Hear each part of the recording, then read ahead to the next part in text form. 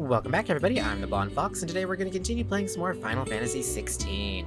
In the last episode, we started exploring the new hideaway now that Clive is in charge as the new Cid. Everything has kind of changed since it's been also 5 years since Cid died. The Mother Crystal was destroyed, since the old hideaway was destroyed and everyone was killed. Well, most people. Luckily, all of the major NPCs seem to survive and everything.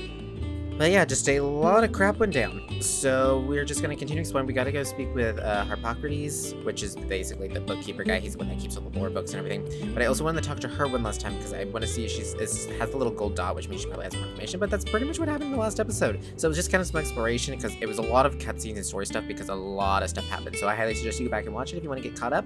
But yeah, remember to like the video if you like it and subscribe if you want to see more. Without further ado, let's get right to it. Okay, so what else can you tell me? And how may I assist you today? Okay, so what about the state of the realm? How may I help you today? By speaking with Vivian in the Hideaway's map room, Clive can view the state of the realm and learn more about the current goings-on in Valstea, visit any of the Nine Tails' past lessons, or take a deeper look at the relationships of those individuals in Clive's orbit. Okay. So the Grand Cast... I have the details here. Whoa, this is cool. Here you can view a detailed visualization of characters' relationships in Final Fantasy XVI that updates as you progress through the main scenario. Use L1R1 to cycle through pivotal milestones in Clive's adventure. Whoa, okay, so... Oh, this is cool. So this is how you can go back and see... Okay, so the other guy gives, historical accounts of places and whatnot. I think this gives of people, maybe? Because if I view this, yeah, this gives me all the different profiles of him as the time went on. Well, that's crazy that it saves all of them, too. So you have him whenever he was a kid, then whenever he was in his 20s. Oh, and his icon dominant. Okay, cool. And then here's him now. Oh, his hair just keeps getting longer and longer. I mean, it's a good indicator for him getting old. Oh, and he also got a mustache. I was wondering what was different, and then he got rid of his bearer's mark. And then I think that's just about it, besides the hair getting longer and everything. Okay, cool. I was just curious what changed on him. Okay. So anyway, so childhood friends, best friends, sworn to shield. They're also brothers. You would think it would say brothers, but whatever. Sworn to serve. Or, okay, these two are sworn to serve. That's who trains him. That's his steed. And then they're man and wife. It's weird that it doesn't say parents, but whatever. So main protagonist and then the Grand Duchy of Rosaria. Person of interest. And then here you can just view all of them. So in the Night of Flames, oh, this is cool too. It has believed to be dead, deceased. She assassinates him. What's interesting is we don't know if these guys are dead. It doesn't say anything. And then here it has... Okay, this is pretty cool. So if you ever get, confused or whatnot, Keymaster and Servant, Master Servant, she manipulates him. They have a battle. We have a battle. Okay.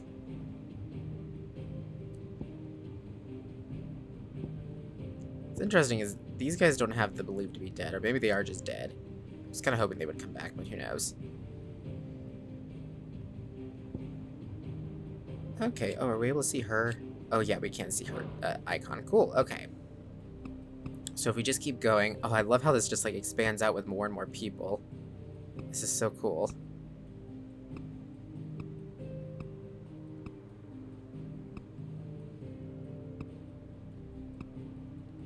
Looks like Torgal gets a haircut. That's funny, he gets shaved. Look at that. Anyways, okay, this is really cool. Wow, and it just keeps expanding.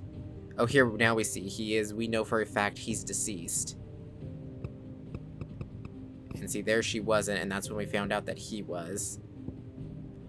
So that means that these guys still could possibly, Tyler and Wade could still be alive. We haven't heard for sure that they're dead yet. Interesting. Okay. Oh, and there's where Cid is dead. Sad. Okay, cool. I like this. And then if we go here, the situation map. Study it well, Clive. Here you can view a detailed overview of the current and past events relevant to Clive's story that updates as you progress through the main scenario. Yeah, cycle through. Oh, so this shows us how the conflict started. So here was the original conflict, which had us heading to Phoenix Gate through the Way of the Marsh, and then them heading there through the Rosaria. Yep, I remember that. For the rite of ancestral communion. And then while that was going on, you had the Iron Kingdom who were attacking at Drake's Breath, that whole thing. Okay, and then you had the Holy Empire attacked from that direction. Oh, so that's the direction they came from. Okay, this is cool because I can kind of see the direction they came from now. And it shows who was together going where. Oh, that's interesting. This is a real... Okay, I like this system a lot. Because see, all these other places, nothing was really going on. So they came from over there. And then after all this stuff happened here, they went and... Wow. Which then brings us to the future, which this was... Wasn't this the battle with Shiva, I think? So then these two, the Iron Kingdom was fighting with the Dhalmekians. We were there. And then everything over here happened. And we just kept kind of moving all over the place over here, back over there. And that's whenever we took down...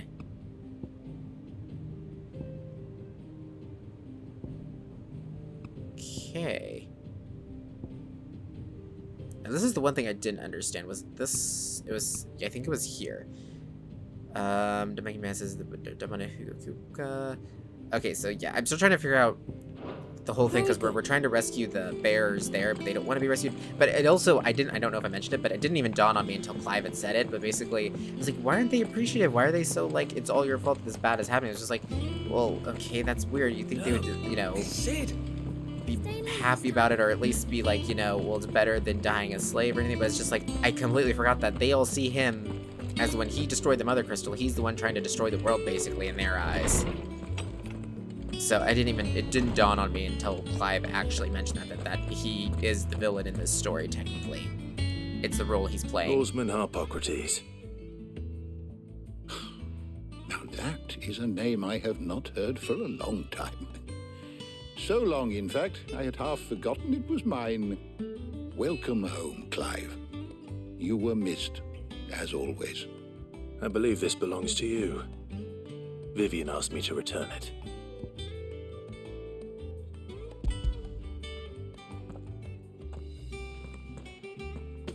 Ready? Our resident scholar devours books faster than young Tet does lemon tarts. Would that I could do the same, but alas, I no longer possess the necessary constitution for such indulgence, either in words or tarts. That said, I have continued my search for mention of the creature you encountered at Drake's Head, but without access to the great libraries of Oriflamme or the Dominion, I regret that I have been able to find little and less. I am sorry. Please, don't apologize. I'll send word to our associates. See if they can't furnish you with more books. I fear it is not more books that I require, but the right ones. Mayhap we look in the wrong places. There are still libraries to the north. I'll see what I can do. You are too kind. There are not many in this world who would indulge the whims of a tired old historian. Not too tired to go filching Kupo nuts, though. Always got a pocket for him. Nicks him off the Moogle. Hush now. We all know there's no such thing as Moogles.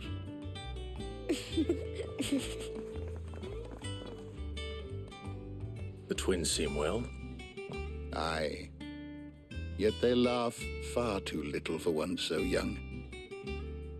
The loss of their parents weighs heavy on them, however well they hide it. Titan took much from us that night, from some more than others, and the wounds that remain, they are not quick to heal. Which is why we must give them all the time they need. That we must. Just as I must give you the time you need to recuperate. Good day, Clive. Good day. Gav will be back soon. I should get some rest while I can. Okay, let's go ahead and activate him to give him Is all there the lore. something I might assist you with, Clive? Here's all the lore we've I have a collected, few buddy. new notes that might interest you. Sweetie leveled up. I have quite the find Positive for was you leveled up today. again. Some new entries on the Continental Accord and the Founder. If you have a question for me, I should be happy to answer it. Oh, Victor, I didn't even think to look at friend of Sid's and later Clive's, who keeps an ever-attentive vigil on the hummings and goings at Delmechia from his hometown of Cosmice. Yeah. We're filling this out pretty well, I gotta say, but yeah. Did you learn everything you needed? It's gonna take me a little to catch up on the story stuff just because of the fact that it's like, I don't deal well with time skips for some reason. It really confused me, and it takes me, like, it'll take me probably about an hour or two to, like, really get back into it. To figure out Not who back is a who and blink what. and you're already off solving everyone's problems. It looks good, Clive. Goes well with the scowl. I'd had that brand for so long. I'd forgotten what life was like without it. What it was like to be myself. And it's all thanks to you, Talia. The scalpel did most of the work. Ah, before I forget, a rider was here with a letter from Gav. Otto left it on your desk. Not a Stolas. All right, I'll have a look. And then you get some rest.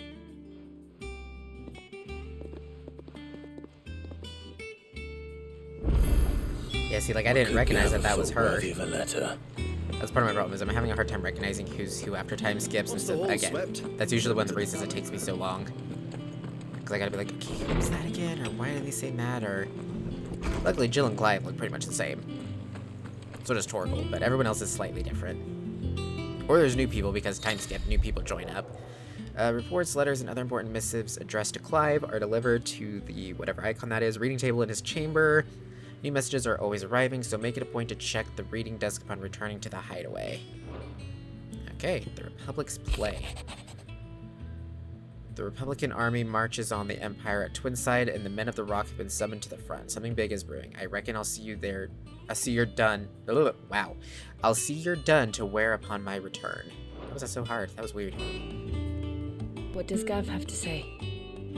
The Republican army is on the march, leaving Randalar in Hugo Kupka's charge. With him and his men occupied with the defense of the capital, they're less likely to trouble us. Good news, then. It's more than that. This is our chance, the one we've been waiting for.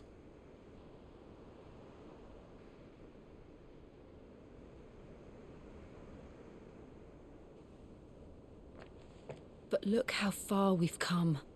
All that we have here, our friends, the hideaway, are they not cause for joy? 5 years. 5 long years.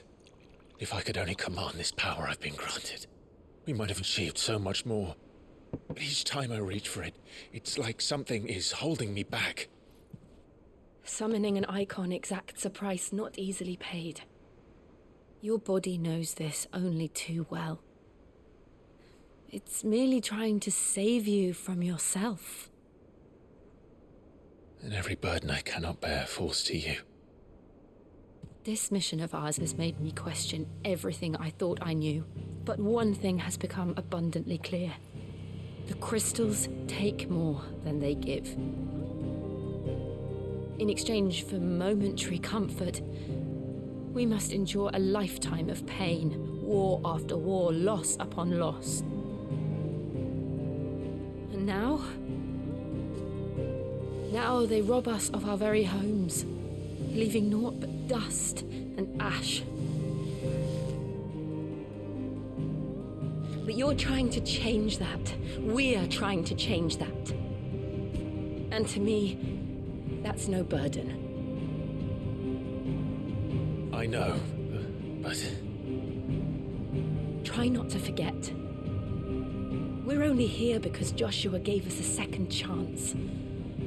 It would be a pity to waste such a precious gift.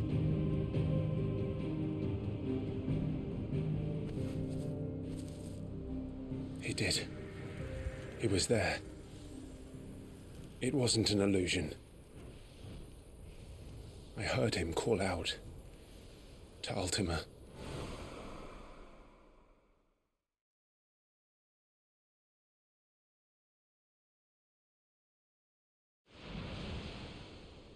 If Joshua is still alive, he'll be looking for that thing. Do you think he will ever come back? I know he will. And we must be ready when he does.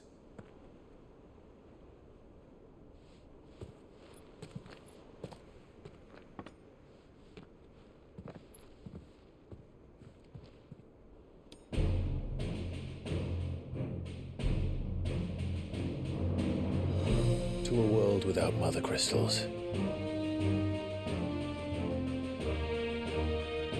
To Sid.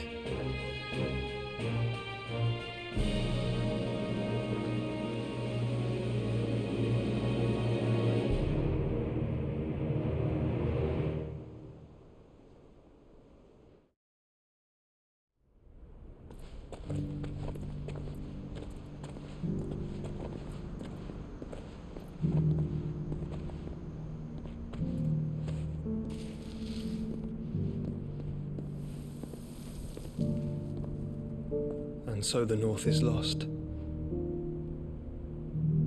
I knew that the blight spread ever more swiftly, Your Grace. But this is far, far worse than any could have imagined. It is only a matter of time before the twins are no more.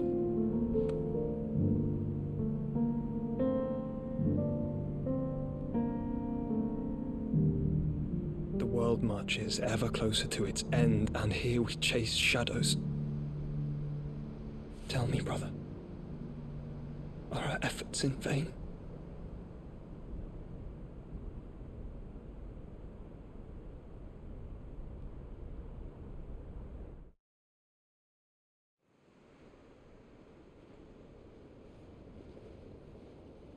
Master Clive, a moment, if you...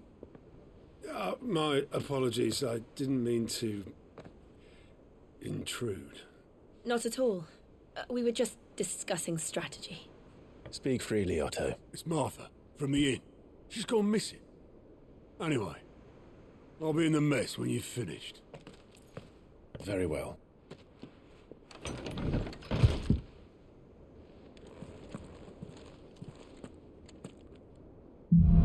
Well, that's not good. We gotta help Martha. I like Martha, but nothing better happened to her. I can't take more loss. You know, this has got me wondering, because the whole thing with them talking about, destroying the mother crystals again and everything, and how the blight's taking more and more, more rapidly and everything. It's got me wondering, would destroying the mother crystals, destroying all of them, save the land? Or would it not? Is it already too far to start? Ooh, there's a chest down here. I was just coming out this way because I thought there was a path down. Cool. Anyways, I guess there isn't a path down, though. Anyways. But because I was like, okay, would it? Or is it already, too far gone? Because it drained literally all the ether. Can it ever be, restored? But then I was thinking, okay, all that ether in the mother crystal has to go somewhere, right? Whenever we destroy it, does it get redispersed back into the land? Does it just evaporate? Or has it already been used up? I'm trying to figure out exactly... Because I'm almost like, okay, if they destroy all the mother crystals, but it doesn't restore the rest of the land, ever, it just prevents it from getting any worse. How are they gonna live? Because it means all of the population of the entire world can only live in, that small little section. I don't know. It's just got me wondering now. What do we know, Otto? Some lads from the Imperial garrison in Rosaria started a fight over at Martha's Rest. Blood was spilled. Bones were broken. The usual. But somewhere in the middle of it all, Martha vanished without a word to anyone. And that ain't like her, Clive. Something's not right. You think this was planned? Of course it bloody was. Ever since Eastpool, the Empire's been tightening its grip round the Duchy's balls. They've strung up everyone who's ever set eyes on a runaway, claiming they're traitors to the Holy Throne, conspiring to restore the House of Rosfield to power. And now it sounds like the bastards have turned their attentions to the pallbearers meek enough to stay put. Naturally, old Martha could see the way the wind was blowing, complained that it was getting harder and harder to take bearers in. And now she's missing. If she's fallen into the hands of the Empire, we could be next. Couple of curse breakers are already on their way to the inn. They should speed up the search. But if this is as bad as I think it is, you might end up having to save their asses and all. Don't worry, Otto. I'll make sure everyone gets home safe. You know what they say, when it rains, it pours. Okay, so we got new quests nearby, too. Ah, okay, it's way over there. So that's this way. Where'd the happy music go? I prefer the happy music from earlier, not this really ominous sounding music. There we go. Bye, Jill.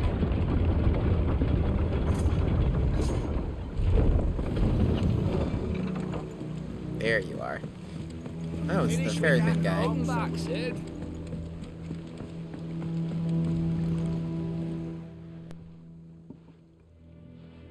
Damn blighted bilge.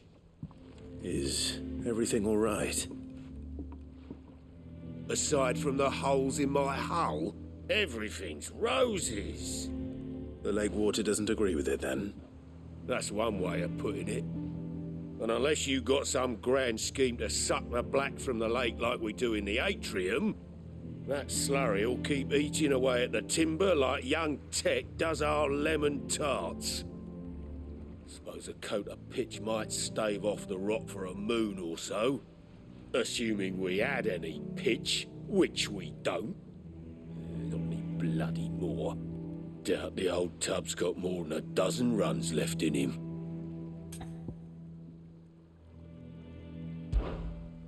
Of course, Obolus. Your skiff is our only means of reaching the mainland. Without it, we'd be lost. Well, I'm glad someone round here sees it that way. To make pitch, you need pitch trees. But in case you haven't noticed, live trees are one of the 1,000 things sorely lacking in the Deadlands. Now, I'm not so unkind as to ask you to fell a faraway forest and lug the logs back here to the mere, which is why we'll be needing a suitable alternative. And it just so happens I once heard the thorny pitchers of Curltail Falls cover themselves in a sticky wax to trap birds and beetles and whatnot. Might be enough to tide me over. Sounds easier than felling a faraway forest. That's for certain.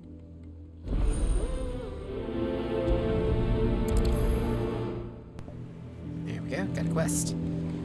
Okay guys, we're gonna go ahead and end this episode here, and in the next one we'll go do side quests and then head on with the main story. So yeah, thank you all so much for watching. If you liked the video, remember to like it. Comment down below with your thoughts and opinions. I look forward to hearing from you guys. And remember to subscribe if you want to see more from me in the future. And until next time, see ya!